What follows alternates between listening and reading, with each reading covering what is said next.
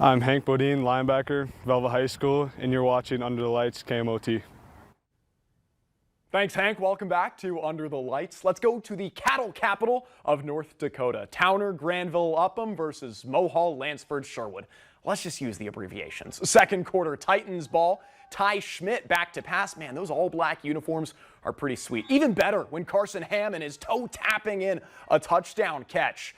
Coach Ben Wallenstein keeps his offense on the field for the two-point conversion. Schmidt pitch out to Brock Lundy. The freshman makes it 26-24 TGU, trailing by 2. Titans set to kick off, and you know I don't usually show highlights of kick returns unless it's a touchdown, so you know exactly what's coming. Let's speed up the clip. Kristen Peppard houses the kick to give the Mavericks a 2-score lead. That's actually him in real time, not sped up. I'm just kidding. Just before the half, the Towner offense back on the field. Schmidt eyeing his options deep, picked off by Riley Morlock.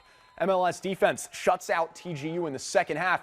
Mavericks are going home with a win. Some scores around the area. Number 1, Velva should stay number 1 after defeating South Prairie Max in Garrison. Stanley Blue Jays, you've beaten your win total from the past 4 seasons combined. That's a turnaround from new coach Dave Leith. In 9-man, number 5, West Hope, actually a lower scoring game for them. They're so used to 60s and 70s. Hey, that Surrey to Dunseith ride, it's a tough bus drive, but a whole lot easier when Surrey's coming back with a win. Hey, in 6-man, I got to shout out the Partial Braves. They didn't have a football team last year. They're now 4-1 on the season. Minot High Girls Golf hosted their invitational at the Varden this morning in smoky and windy conditions. Anna Heddle from Mandan, she's won every WDA golf meet so far this season. Had an opportunity for eagle on the first hole, but she'll settle for a short birdie putt. Opportunities like that didn't come often today in the conditions. Second hole is a short par 4, land on the fairway, just a straight line to the pin. Minot senior Morgan Strange, putt for par is perfect. That's 2 pars in a row for the Majet. You need a strong tee shot to carry over the ravine on the third hole. It's a par 4. Morgan is no stranger to pars.